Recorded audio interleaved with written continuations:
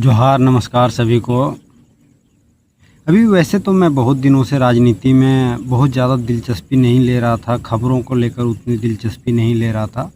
लेकिन अभी फ़िलहाल मैंने देखा कि ये जो न्यूज़ पिंच के अभिनव पांडे हैं वो झारखंड का दौरा कर रहे हैं और इसी क्रम में उन्होंने जो डुमरी के विधायक है जयराम महतो जी, उनसे भी मुलाकात किए। अच्छा खासा समय तक दोनों की बातचीत चली। उनमें से जो बातचीत रही उसका सबसे जो मुझे ख़ास पॉइंट लगा, और ये ख़ास पॉइंट ये था कि जब हाथी जो है वो गांवों में आ जा रहे हैं और फिर लोगों को वो एक तरीके से मार रहे हैं, उनके फलों को उनके फसलों को, उनके घरों को वो नष्ट कर रहे हैं। तो इसी विषय पे जब उन्होंने डुमरी के विधायक जी जो हैं उन्होंने जब रिप्लाई किया, और इसके रिस्पॉन्स में जो अभिनव पांडे ने कहा वो मुझे काफ़ी बहुत ज़्यादा प्रभावित लगा कि कभी कभी ऐसा भी होता है कि जो नीति निर्माता होते हैं सारी बातें उनके दिमाग में नहीं होती हैं। ऐसे में जो नीति निर्माता में अब नहीं हैं, उस भाग का हिस्सा नहीं है, उसकी भी कभी ऐसी राय आ जाती है जो नेताओं को या जो प्रतिनिधि होते हैं, जनप्रतिनिधि होते हैं, उन सभी के दिमागों को भी हिट कर जाए। और इसी तरीके से सवाल होने भी चाहिए।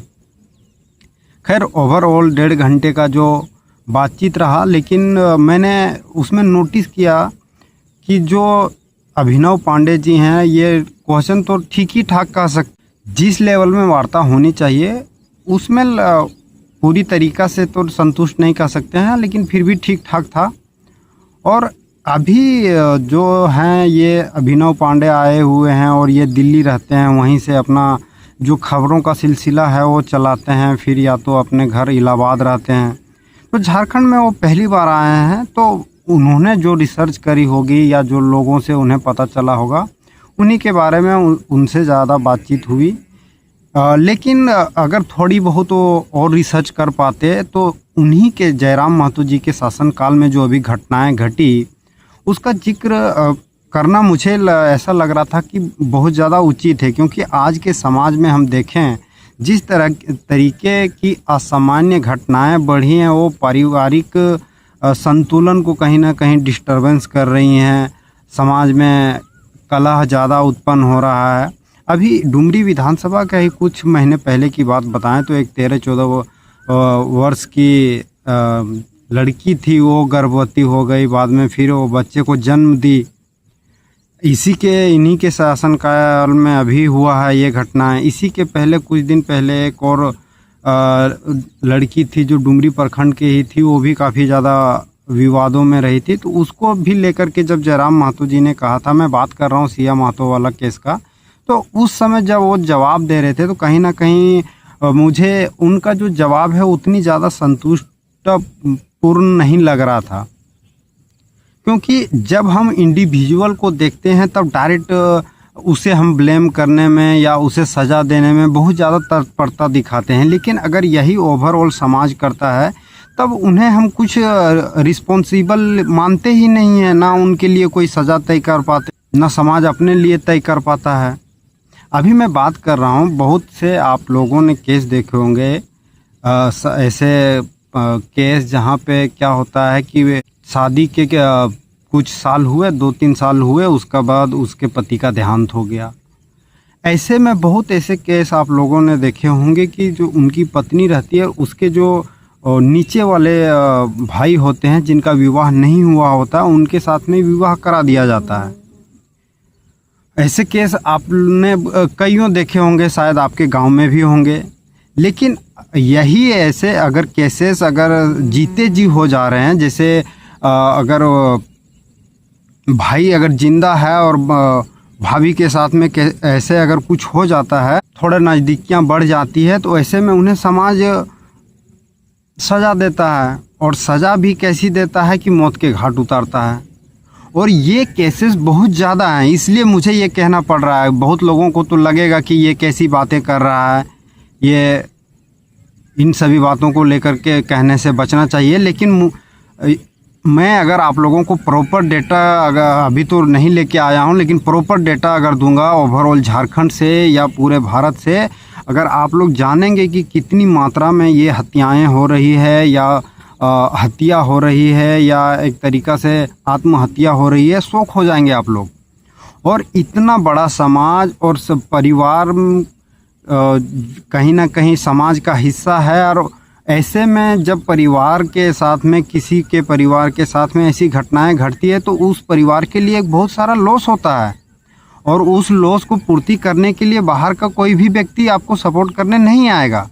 और इन सभी मुद्दों पे हम लोग कभी नहीं देखते हैं कि उस लेवल की बात होती है। पंचायतें भी होती है तो जो चली आ रही है उसी तरीके से होती है, कहीं नए तरीके से इस विवाद को या इस जो समस्याएं, ऐसी जो समस्याएं आ रही है उसके बारे में लोग ओपन बात करने से डरते हैं। समाज का जो पोटेंशियल है वो कहीं ना कहीं खराब दिशा में ना चली जाए, उसका पोटेंशियल में कमी ना आए। इनकी अगर आप देखेंगे तो वैसे भी नहीं होते हैं कि गधे होते हैं। सोचिए अगर कोई लड़की अगर 13 साल में, 14 साल में, स्कूल की उम्र में ठीक से उन्होंने जब 10वीं की परीक्षा भी ना लिखी हो, तब अगर आज हमें यानी कि 2026 में अगर ऐसी घटनाएं आ रही है, तब कहीं ना कहीं हमें एज ए समाज इन सभी विषयों पर गंभीरतापूर्वक सोचना चाहिए। इसी हाईकोर्ट ने, झारखंड के हाईकोर्ट ने भी इसका, मैंने कुछ दिन पहले का फैसला देखा था, जहां एक पति जो है यानी कि वो पहले से शादीशुदा थी, एक पत्नी थी, बाद में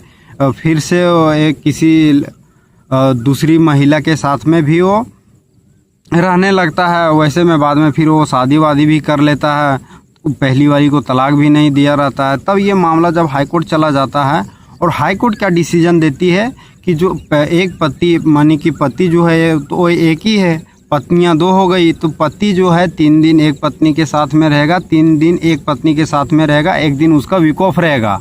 ऐसी फैसला दे रहा है। इन सभी मुद्दों पर जब समाज का पोटेंशियल मर रहा है, जब लोग मर रहे हैं, आत्महत्याएं कर रहे हैं, हत्याएं हो रही है, अभी विष्णुगढ़ के केस आपने देखा होगा, या डायन भूत की जैसी समस्याएं अभी हैं। अभी आपने देखा होगा कि किस तरीक़ा से रामनवमी के समय में जो घटना घटी, ये सामान्य घटनाएं नहीं हैं, ये जो हाईलाइटेड घटनाएं ये हैं। कई ऐसे घटनाएं हैं जिनके बारे में कहीं भी जिक्र नहीं है। अगर उस गांव का या उस पंचायत के बाहर तो उसका बिल्कुल जिक्र ही नहीं है। बहुत सारे ऐसे केसेस हैं और लोग मरे हैं, या लोगों को परिवारों से दूर रहना पड़ा है, लोग घरों को छोड़कर भागना पड़ा है। अगर वो नहीं भागते तो उन्हें जान से मार दिया जाता है। ऐसी स्थितियाँ उत्पन्न हुई है, और ऐसा किस लिए? क्योंकि समाज उस दिशा में सोचना नहीं चाहता। इसलिए जब हम लोगों ने सभी चीज़ें अपनी बदली, जब हर एक चीज़ को हम लोग ने बदला, आज कहाँ चोकड़ी का घास खा के और जो चोकड़ी का साग होता है वो खा के हमारे पूर्वज लोग रहते थे, आज हम लोग नहीं रहते हैं। हर एक चीज़ में तो हम लोग संस्कृति की बात करते हैं, अपने जो अस्तित्व है उसकी बात करते हैं, लेकिन क्या जो हमारा संस्कृति है या जो हमारा स्थिति है, परिस्थिति है, वही है जो पहले हुआ करता था। किसी भी चीज़ को लेकर के हो, खान पान को लेकर के हो, पहनावे ओढ़ावे के लेकर के हो, सभी चीज़ों में लोगों ने कुछ ना कुछ चीज़ें अपनाई है जो नहीं थी। और जब हम सभी चीज़ों को एक्सेप्ट कर लेते हैं और ये मुद्दे जब आते हैं तो हम यहाँ क्यों संकोच करने लगते हैं? अभी जो बीजेपी के नेता हैं सुब्रमण्यम स्वामी जी, वो क्या कहते हैं कि जो हमारे भारत के पूर्व प्रधानमंत्री रहे, जो कि अब दुनिया में नहीं हैं, उसके बारे में जिक्र करते हुए उन्होंने शुभंकर मिश्रा के पॉडकास्ट में ये बात कही थी कि वो जो हैं उनकी जो यानी कि गर्लफ्रेंड थी वाजपेयी जी की, उनके साथ में प्रधानमंत्री एक आवास में रहते थे, और उनकी जो गर्लफ्रेंड थी उसका पति था। ये सोचिए कितनी सेंसिटिव बात है, और इतनी सेंसिटिव बात को समाज से छुपा के रखना या समाज को नहीं बता पाना, सोचिए कितना ज़्यादा प्रेशर रहा होगा इन चीज़ों को लेकर के। और जब यही चीज़ जब वो हमारे प्रधानमंत्री रहे, सोचिए तो वो कहीं ना कहीं एक इंटरनेशनल के हस्ती थे, और जब इंटरनेशनल हस्ती थे तब कहीं ना कहीं जो बाहर के लोग हैं वो भी हमारे बारे में जज करते होंगे, जैसा भी हम अपने को जज करते हैं, हमारे पड़ोसियों को जज करते हैं, अपने रिश्तेदारों को जज करते होंगे, उसी तरीक़ा से वो भी जज करते ही होंगे। वो क्या सोचते होंगे कि देखिए इंडिया वाले कितने जाहिल और गवार होते हैं कि जो व्यक्ति अगर स्वयं स्वेच्छा से अगर ऐसी स्थिति में रह सकता है उसको भी स्वीकार नहीं कर सकते हैं। समाज के सामने ओपनली वो बंदा बता नहीं सकता है, क्योंकि उसका पूरा कैरियर दांव पे लग जाएगा या उसको लोग एक तरीक़ा से गंदी नज़रों से देखेंगे। इसके लिए सोचिए, हमारे भारत के प्रधानमंत्री जिसके बारे में कहा जाता है कि वो बोलने में इतने ज़्यादा उनको ख्याति प्राप्त थी, या उनके जो शब्द थे जो लिखते थे उनमें बहुत ज़्यादा धारदार थी, लेकिन कभी ये बात खुल के वो स्वीकार नहीं कर पाए। और जो गुन्नू बताते हैं कि सुब्रमण्यम स्वामी जी बताते हैं कि जो गुन्नू नाम की लड़की है वो उसकी बेटी है। सोचिए, अपनी बेटी को दुनिया के सामने नहीं बता पाए। ये कैसी विडंबना है हमारी। और हम बात करते हैं कि हमारा संविधान ये है, हमारा समाज ये है, हम इतना बेहतर हैं, ये खाक बेहतर हैं, घंटा हैं हम लोग। जब हम पूरी तरीक़ा से वाइड होके नहीं सो सकते हैं, बाहर नहीं आ सकते हैं, तो फिर लोग सही कहते हैं कि भाई जो जंगलों में जैसा जीवन काटा करते थे वैसा ही काटिए। अरे भारत को जब मैं सुनता हूँ, जो इनके गुरु कहते हैं कि भारत जो है वो बहुत विचारों का खुला देश है, यहाँ हर एक तरह के विचारों का सम्मान किया जाता है। सम्मान कहाँ पे किया जा रहा है? अगर सम्मान किया जाता तो आज हमारे जो प्रधानमंत्री थे वो क्यों नहीं स्वीकार कर पाए? इसका जवाब कौन देगा? इनका जवाब प्रधानमंत्री मोदी देंगे, अमित शाह देंगे, सोनिया गांधी देगी, राहुल गांधी देगा, पूरा भारतीय समाज देगा, या कौन देगा? या ब्राह्मण समाज देगा, राजपूत समाज देगा, कुर्मी समाज देगा, क्षत्रिय समाज देगा, या मीना समाज देगा, आदिवासी समाज देगा, या मुस्लिम समाज देगा? कौन देगा इसका जवाब? हम ऐसी बातों को क्यों नहीं सोच सकते हैं? जीते जी हम चीज़ों को क्यों नहीं हल कर सकते हैं? मरने के बाद ही हल क्यों कर पाते हैं हम लोग? जब जीते जी हल नहीं कर पाते हैं, उसको मरने के बाद फिर क्यों हल किया जा रहा है? फिर जो हो रहा है तो होने दीजिए।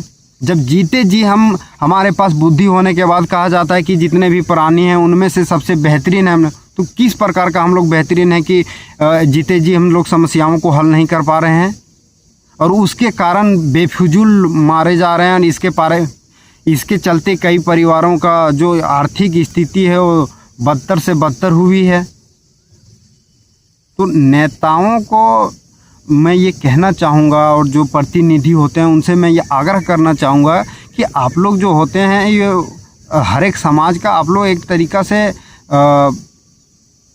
मुखिया होते हैं, पूरे उस विधानसभा का मुखिया होते हैं, पूरे उस लोकसभा का मुखिया होते हैं, गार्जियन होते हैं आप लोग। तो आप लोग अगर इस बातों को ना कीजिएगा, ना उठाइएगा, अगर लग रहा है कि ये जो मैं कह रहा हूँ तो 2-4 लोगों की बात होगी, तो मैं आप लोगों को अभी जो NCRB का डेटा आया था उसमें से केवल जो झारखंड का डेटा है वो 13-14 हज़ार या 14-1500 था, मैं एग्जैक्ट नंबर भूल रहा हूँ, हत्या और आत्महत्या की थी। सोच के देखिए, केवल 2 या 3 साल का जो डेटा था वो जो गवर्नमेंट के पास में था। और कई ऐसी हत्याएं हैं, आत्महत्याएं हैं जो गवर्नमेंट रिकॉर्ड में भी नहीं है। मैं कई ऐसे लड़के को या लड़कियों को जानता हूं जो एक तरीक़ा से